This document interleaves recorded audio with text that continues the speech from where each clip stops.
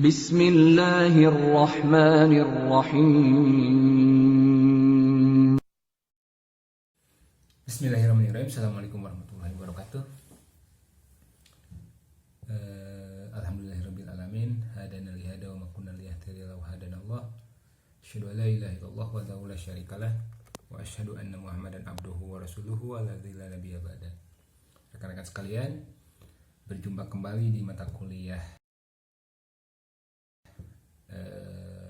interaksi manusia dan komputer semester antara, dan kita masuk pertemuan 9, di mana pada pertemuan 8 sebelumnya saya sudah menugaskan untuk mencari artikel atau penelitian yang membahas mengenai user experience.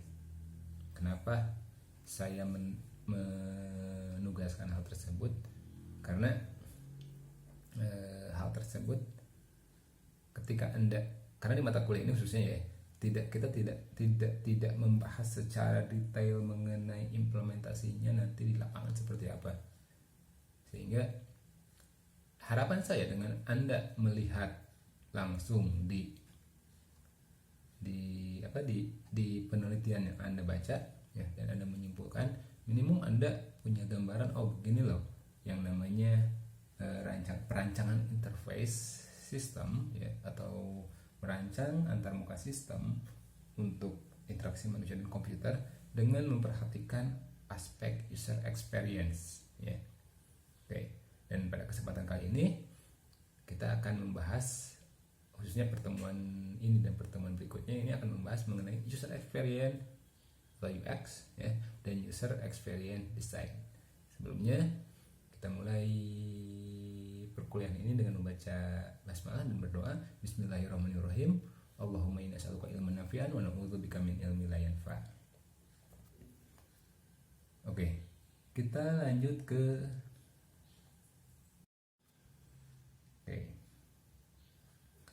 perlu Anda ketahui bahwa beberapa tahun kebelakangan ini ya, topik user experience menjadi hot topic di jagat teknologi.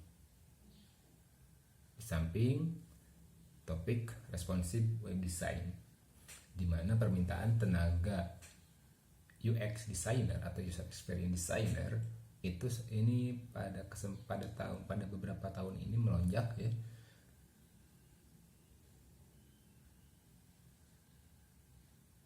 Di mana sekarang ini juga pertumbuhan orang-orang yang mempunyai skill di UX designer tumbuh secara signifikan, di mana pada beberapa tahun kebelakangan ini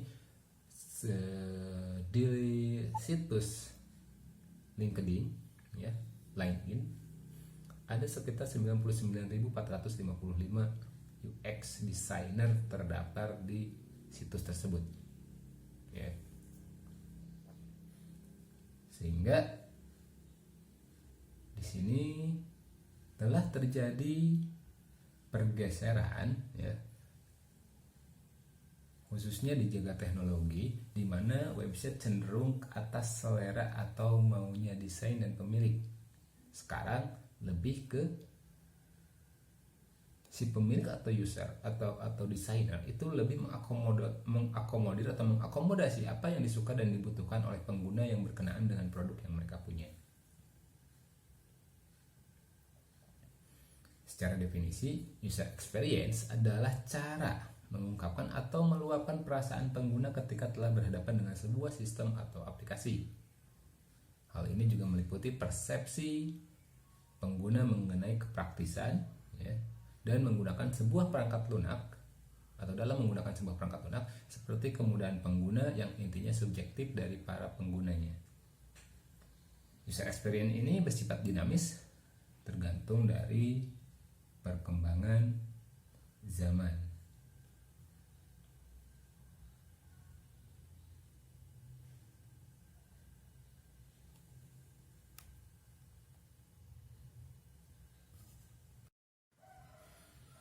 Dari rujukan Wikipedia sendiri, user experience sendiri adalah sikap atau tingkah laku ya, tingkah laku dan emosi pengguna saat menggunakan suatu produk, sistem atau jasa. Pengalaman ini melibatkan persepsi individu berkaitan dengan manfaat yang dirasa kemudahan yang didapat ya. User experience sangat dinamis. Seiring berjalannya waktu, persepsi yang dirasakan pengguna bisa berubah-ubah sejalan berubahnya lingkungan, kebiasaan, dan lain-lain. Dalam konteks user experience yang kita bicarakan ya, dalam human computer interaction atau interaksi manusia dan komputer yang meliputi website, aplikasi smartphone dan aplikasi desktop, di mana user experience di sini berkaitan dengan apa yang dirasa oleh pengguna yang berhubungan dengan kemudahan, kenyamanan, efisiensi, kemanfaatan serta saat mereka menggunakan web, aplikasi smartphone, dan aplikasi desktop. Oke, sebagai contoh dalam penerapan experience ini, contohnya di checkout pada web e-commerce ya. Sampel itu ada Tokopedia. Sebetulnya kenapa bukan saya Tokopedia minded, tapi hampir semua tampilan atau hampir semua proses checkout pada e-commerce pada saat ini ya hampir sama setiap e-commerce-nya, dimana ketika selesai melakukan pembelian suatu item barang, apakah prosesnya itu mudah atau merepotkan? Kalau zaman dulu proses checkout itu cukup merepotkan, contohnya dari segi yang pertama dari mulai checkout, memilih barang, terus jenis ya. Belum lagi mungkin deskripsi, kalau zaman dulu itu deskripsi tidak terlalu diperhatikan, atau rating dari pembeli lain tidak diperhatikan ya. Kalau sekarang rating ditampilkan ya. Lalu ada kemudahan dalam menambahkan atau mengurangi atau bahkan menghapus barang yang tidak jadi ya. Bahkan ada info apakah stoknya habis atau tidak. Di contoh itu ada checkout yang menggunakan web ya, dimana ini prosesnya sudah langsung proses one page, satu page untuk beberapa action ya. Dari mulai klik asuransi pengiriman dan seterusnya. Lalu ada yang berbasis smartphone-nya. Kalau di smartphone karena tampilannya tidak se-full di website, sehingga part checkout-nya itu dibagi dari mulai pendetailan produk ya, atau proses pemesanan, lalu proses checkout-nya yang pertama dari mulai menentukan alamat pengiriman ya, lalu pilih kurir ya. Kurir pun juga kan bisa dipilih kalau sekarang. Kalau zaman dulu kurir yang dipilih, atau ke zaman sebelum booming atau setren sekarang aplikasi e-commerce, itu jasa pengiriman itu lebih susah, khususnya kalau misalkan pengirimannya dari luar negeri, itu sangat merepotkan ya. Lalu dari tipe pembayaran pun juga sama. Kalau zaman dulu yang namanya belanja e-commerce itu hanya bisa menggunakan credit card. Kalau sekarang kan kita sudah bisa top up, bahkan bisa melalui counter atau retail atau minimarket ya, seperti Alfa, Indomart dan sebagainya. Untuk proses pembayarannya tidak perlu ada ada rekening, ada kartu kredit ya, e-banking dan sebagainya. Lalu sampel selanjutnya itu ada pada saat, contoh ya ini ya, contohnya pada saat sign up pada aplikasi web atau pendaftaran pada aplikasi web, di mana berupa pengisian ini cukup merepotkan ya. Apalagi kalau misalkan ada error yang tidak jelas, ini kenapa error gitu ya. Dengan kemudahan interaksi atau dengan prinsip one email for all ya, atau one account email for all, sehingga aplikasi-aplikasi web yang lain ataupun aplikasi-aplikasi yang ada di smartphone ya, itu sudah menggunakan misalkan sign up with contohnya with Facebook ya, with Google ya, ataupun with, misalkan Twitter dan aplikasi-aplikasi yang lainnya yang mungkin bisa terhubung. Ataupun ketika ketika melakukan login pun ya, ataupun ketika melakukan registrasi ya, ada peringatan-peringatan yang muncul ketika misalkan contohnya di sini akunnya sudah di disable, sehingga pas ketika dimasukkan akun tersebut itu ada informasi bahwa akun telah terdisable. Nah ini hal-hal seperti ini munculnya bukan dari interface langsung ya, dari perancang interface langsung, tetapi ini seiring berjalannya waktu berdasarkan experience atau pengalaman-pengalaman dari user yang ada. Beberapa penerapan user experience ya, kita tahu ya, ketika masih boomingnya Macromedia Press ya, kalau sekarang sudah tidak disupport ya, sama beberapa browsernya karena rentan phishing atau ada virus yang nempel pada flash tersebut, sehingga sekarang sudah digantikan seiring dengan adanya teknologi baru yaitu HTML5. Dimana waktu dulu Flash mendominasi website dengan halaman splashnya, dimana ada tampilan yang misalkan seperti ini ya, pergantian foto itu kan kalau zaman dulu itu menggunakan Flash. Kalau sekarang kan sudah didukung oleh animasinya, udah didukung oleh HTML5 ya. Dengan menggunakan Flash pun juga research itu semakin berat ya. Lalu ketika masih booming pet ya, entah Anda mengalami atau tidak, itu ada tombol plus ya di halaman depan. Kalau sekarang lagi di Instagram lah ya, di Instagram ada plus kan. Kalau sebelum yang ada Reel dan aplikasi-aplikasi tambahan-tambahan lainnya itu kan untuk menambahkan foto atau menambahkan feed ya, itu kan ada plus di tengah, klik lalu muncul keluar beberapa pilihan lain ya, dan itu berupa sesuatu hal yang fungsional. Kenapa? Karena kalau menu-menu tersebut misalkan dimunculkan full, itu kan akan sangat mengganggu tampilan ya, sehingga tampilan yang muncul itu lebih sedikit, meskipun sekarang handphone udah pada tinggi-tinggi atau udah pada besar-besar ya, tapi tetap ketika fungsi tombol tersebut bisa di hidden dan tetap mengedepankan fungsionalitas dari tombol tersebut ya, itu akan menjadi solusi ya. Oke, lalu siapa sih penggagas user experience? Istilah user experience ini pertama kali dikenalkan atau digunakan oleh Don Norman ya. Beliau adalah seorang akademisi bidang cognitive science ya, design dan usability engineering, dan beliau adalah seorang mantan vice president Apple Incorporated ya, sekaligus awal pula penggagas awal dari user center design, yakni pendekatan desain yang berfokus pada kebutuhan dan keinginan pengguna. Mungkin kalau sebelum ini ada metodologi yang namanya Kanban ya, di mana tampilan web atau tampilan sistem itu tergantung dari kebutuhan penggunanya. Lalu mungkin pertanyaannya, seberapa pentingkah sih user experience dan penerapannya? Ya. Pada masa-masa awal internet itu pemain-pemain besar di jagat internet itu ada Yahoo, Amazon, PayPal, Google. Lalu kalau zaman dulu itu ada Friendster ya.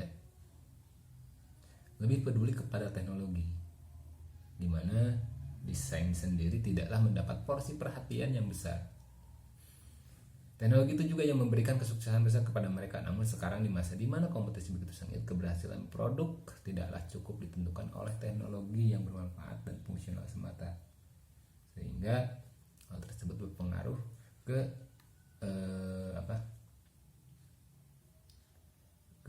dari mulai tampilan, menarikah tampilannya, dari kemudahan ya, kegunaannya. Jangan sampai bagus, tampilan menarik tapi tidak berguna, ya buat apa juga ya.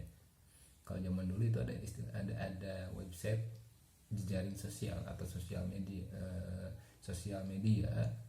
ya, social networking, itu yang namanya Friendster pada prinsipnya hampir sama dengan Facebook, hanya saja ada beberapa fitur yang tidak ada sama sekali di Friendster.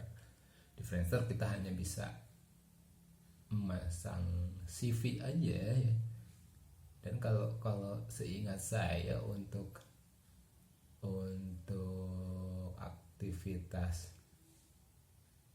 aktivitas misalkan kayak update status itu tidak ada sama sekali gitu. Yang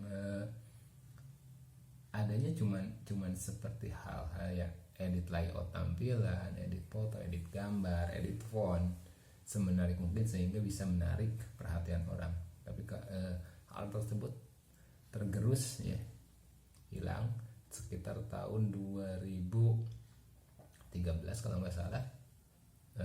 Friendster itu sudah hilang ya, meskipun pada sebelumnya pernah ada mau mengakuisisi, kalau nggak salah Yahoo mau mengakuisisi ya, tetapi karena tidak diberikan, pada akhirnya muncullah Facebook sekitar tahun 2014, 2015, 2012 Facebook udah muncul, dan dari situlah Facebook sudah mulai tren dan Friendster akhirnya mati. Seberapa pentingkah user experience dalam penerapannya? Misalkan dalam menaikkan conversion rate ya. Bisa dibayangkan ya, seorang pembeli yang ingin membeli produk di e-commerce itu dengan proses dari mulai pendetailan produk atau pemesanan produk sampai proses checkout itu panjang ya. Dan itu bukanlah hal yang menyenangkan, dari mulai misalkan penentuan titik posisi dari mulai pilihan barang, lalu detail barang, harus chatting dulu misalkan dengan adminnya karena barangnya misalkan tidak detail, apakah di gambar warnanya ada sekian tetapi tidak difasilitasi untuk memilih warna ataupun ukuran, sehingga kan itu kan harus proses konsultasi. Kalau sekarang kan contohnya ukuran, ketika ukuran muncul dari S, M, L, XL, triple XL dan sebagainya, ketika barang yang tidak ada salah satu size kosong itu kan bisa di disable, sehingga itu untuk memudahkan pengguna ya, pembeli untuk melakukan pembelian di e-commerce tersebut. Belum lagi kalau sekarang kan hampir rata-rata proses checkout itu hanya 3 langkah, dari mulai pemilihan barang, lalu pilih barang-barang yang akan di check out, kalau misalkan barang yang akan check out, lalu metode pembayarannya, kalau punya cashback kalau punya voucher pilih vouchernya. Setelah selesai lalu verifikasi pembayaran, lalu tunggu. Bahkan sekarang ditambahkan dengan hampir semua di e-commerce itu ada difasilitasi dengan tracking barang sudah sampai posisi di mana, dan itu berdasarkan experience ya. Karena sebelumnya kan kalau misalkan Anda pernah sekitar 3 tahun ke belakang beli mungkin 4 tahun ke belakang beli sesuatu di e-commerce, itu pas untuk tracking barangnya kita harus buka website tempat barang tersebut ada atau tempat barang tersebut dikirimkan, dan itu cukup merepotkan. Dari segi bisnis juga, user experience ini dipercaya mampu menaikkan penjualan karena semakin banyak orang yang nyaman ya, yang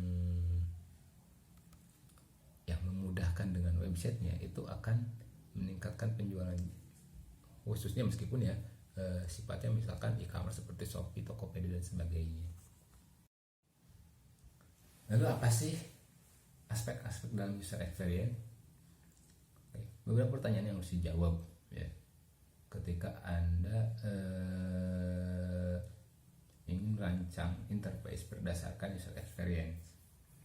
Dari mulai bisakah pengguna menggunakan ya, berarti ini erat kaitannya dengan kemudahan ya. Kemudahan dalam menggunakan, apakah ketika kita membuat sistem ini apakah user akan semakin mudah atau malah lebih susah dari website atau sistem tetangga misalkan.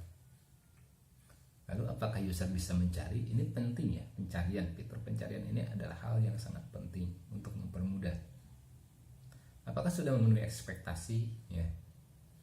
Jadi ketika pengguna sudah mempunyai ekspektasi, misalkan website ini cepat, dengan lalu ketika eksekusinya misalkan webnya lambat, itu bisa tidak terpenuhi ekspektasi yang ada. Lalu apakah pengguna ingin menggunakannya? Ya, karena jangan sampai juga terlalu mudah juga tidak memperhatikan aspek-aspek keamanan ataupun tampilan juga. Apakah sistem ini dibutuhkan?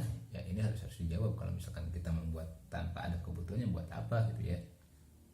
Lalu apakah bisa dipercaya dan bisa diakses atau tidak? Ini adalah beberapa hal pertanyaan yang perlu dijawab atau perlu dipikirkan oleh seorang UX designer ataupun user interface designer.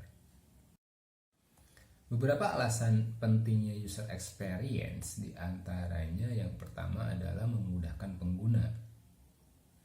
User experience di zaman sekarang itu akan mempermudah pengguna dalam menggunakan sebuah produk, karena produk harus memiliki aspek-aspek terkait dengan user experience. Hal ini berkaitan dengan aspek usability mengenai produk. Lalu yang kedua, meningkatkan minat pengguna. Selain memudahkan user interface, juga bisa menarik perhatian pengguna untuk menggunakan produk yang serupa karena kemudahan dalam menggunakan produk yang dipasarkan. Tujuan penciptaan produk oleh developer harusnya supaya ada banyak pengguna yang menggunakannya, bukan limited edition ya. Lalu yang ketiga, menjadi faktor kesuksesan. Semakin banyak peminat dari suatu produk, pastinya juga meningkatkan permintaan terhadap sesuatu atau supply. Kalau di teknik industri itu ada supply and demand ya, dimana kebutuhan banyak maka akan berdampak juga terhadap stok yang harus disediakan atau produksi yang harus ditingkatkan. Dengan hal ini, pengguna akan semakin banyak dan developer akan diminta untuk melakukan update produk. Hal inilah yang membuat suatu produk dapat dikatakan sukses. Yang keempat, pasti memiliki user interface yang baik. Jika suatu produk memiliki user interface yang baik seperti tampilan yang sederhana akan tetapi menarik, hal di sini disebabkan karena user experience dari pengguna jugalah yang baik, sehingga menghasilkan produk yang bagus seperti perangkat lunak yang ada di pasaran saat ini. Contohnya ya, Instagram kenapa booming? Karena ada tampilan, pertama dari mulai tampilan ya. Padahal pesaingnya itu lebih booming dulu, lebih powerful dulu, lebih pernah superior dulu. Contohnya Pet ya, yang saat ini sudah tidak ada. Nah, itu lebih superior sebelumnya ketimbang Instagram.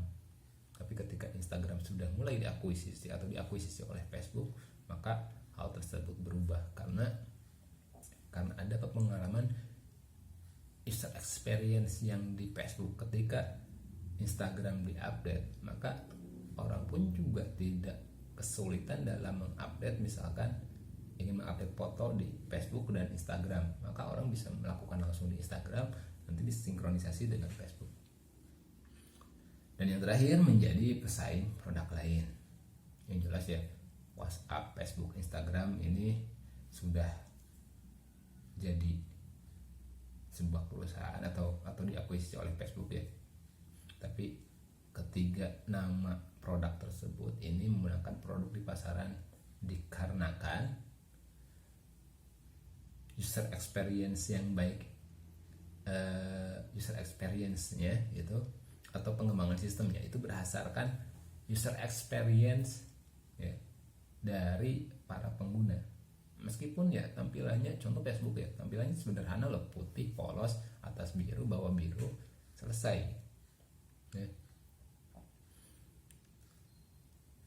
Hal itu dikarenakan dalam penggunaan experience yang baik secara keseluruhan dari pengembang, sehingga menghasilkan produk yang menarik serta user interface yang baik. Jadi kayak Facebook kan tidak terlalu rame, lalu juga simple, tetapi ya dia memiliki user experience yang baik sehingga banyak orang yang menggunakan. Berikut merupakan aspek-aspek pemahaman user experience. Yang pertama adalah berubah-ubah.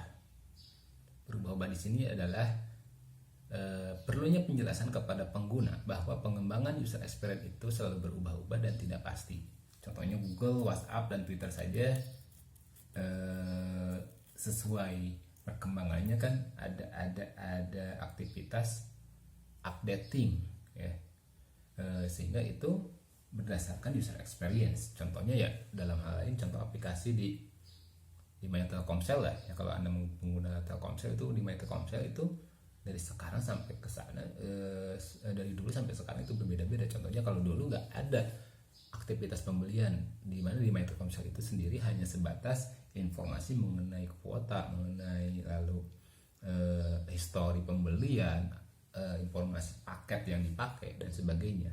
Tetapi sekarang di My Telkomsel sendiri juga ada beberapa e-commerce-nya, ada untuk pembelian fitur tertentu, bahkan bisa meredeem poin misalkan ya. Lalu yang kedua, harus memperhatikan pengguna. Biasanya di sini developer itu harus mendengar dan melihat dari permintaan pengguna. Dari mana permintaan pengguna tersebut didapat? Dari mulai observasi ya, observasi terhadap pengguna, misalkan wawancara atau survei atau memberian rating misalkan ya. Itu akan menjadi patokan atau akan menjadi landasan dijadikannya sebuah aplikasi yang mempunyai user experience yang baik. Perlu diketahui juga, meskipun kemarin saya sudah di tugas sudah memberikan Anda untuk mencari studi kasus dalam user experience ya, itu tidak ada metodologi khusus ya, karena user experience sendiri itu lebih fokus kepada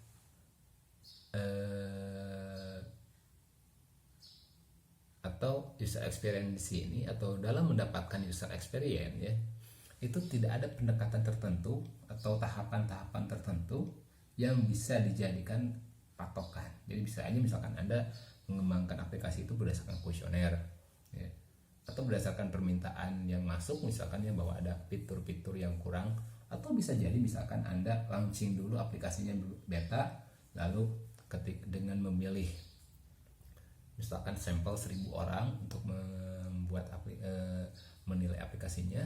Dari sana barulah masukan-masukan yang muncul itu dipertimbangkan untuk dijadikan sebuah acuan pengembangan produk atau updating ya. Dan yang perlu diperhatikan juga, user experience ini bukanlah user interface ya. Jadi bukan hanya user interface yang dijadikan sebagai pembuatan sebuah produk ini. Lalu testing pada pengguna, di mana biasanya ketika fitur akan atau misalkan akan mengembangkan user experience sendiri, misalkan kita launching dulu beta ya, lalu dicari kelebihan dan kekurangannya apa berdasarkan orang-orang yang menguji versi betanya. Dan bukan pula usability ya, nomor ke-6 ya, di mana user experience ini hampir mencakup keseluruhan hal yang dialami oleh user ya. Sedangkan usability itu hanya fokus kepada orang yang memperhatikan kepada fungsinya saja atau kegunaannya saja. Dan yang terakhir, yang namanya user experience ini tidaklah dikerjakan sendirian. User experience ini dikerjakan dalam beberapa spesialisasi ya, seperti dari mulai orang yang meresearch ya, yang mencari, lalu mengembangkan prototype, lalu yang memperhatikan usability atau kegunaan, lalu yang menguji, serta lain-lainnya. Jadi dalam membuat user experience ini itu dibutuhkan kerja tim. Setidaknya ada 5 elemen user experience, dari mulai surface ya, surface, skeleton, struktur, scope, dan strategi. Surface yang pertama itu surface. Surface sendiri adalah berkaitan dengan perancangan sensor designer yang meliputi bagaimana panca indera manusia ini berinteraksi dengan melihat, mendengar, menyentuh, mencium atau merasakan, atau panca indera yang biasanya untuk interaksi dengan komputer itu cuma melihat, mendengar, dan menyentuh. Sedangkan mencium dan merasakan itu lebih bersifat produk yang makanan ya, atau makanan atau sesuatu hal yang bersifat fisiknya nyata lah, ketimbang dengan interaksi manusia dan komputer. Lalu ada skeleton. Skeleton ini berguna untuk memikirkan interface desain yang meliputi atribut-atribut produk. ya. Jadi skeleton ini dicari sih spesifik produk yang bagus itu seperti apa sih, ya. Penggunaan tipe data mungkin bisa jadi pertimbangan berdasarkan user experience, pengalaman dari pengguna. Contoh misalkan kalau kita menggunakan tipe data numbering untuk nomor telepon, sedangkan nomor handphonenya misalkan dimulai dari 0, maka ya orang yang tidak terbiasa menggunakan kode 62 atau misalkan 81 dan seterusnya, itu akan kesusahan atau kebingungan di mana nolnya dikemanakan misalkan, ya. Sedangkan kalau diinputkan 0 ketika di awal integer atau bilang tipe data yang bersifat numerik itu dimulai dengan angka 0, itu akan dianggap hilang, ya. Lalu struktur di sini bermakna memahami perilaku dan pemikiran user dengan tujuan dapat memahami dalam penentuan struktur produk agar sesuai dengan keinginan user. Lalu yang keempat ada scope. Scope ini berguna untuk memilah apa yang akan dibuat dan apa yang tidak akan dibuat. Dan produk pada scope ini dibagi dua menurut sifatnya, yaitu produk sebagai fungsionalnya, fungsinya sebagai apa, ya. Lalu informasi, ya, sebagai informasi dari produk tersebut. Lalu yang terakhir itu strategi di dalam sini tentang bagaimana user menggunakan produk dan bagaimana produk yang dibuat telah sesuai dengan kebutuhan yang diinginkan.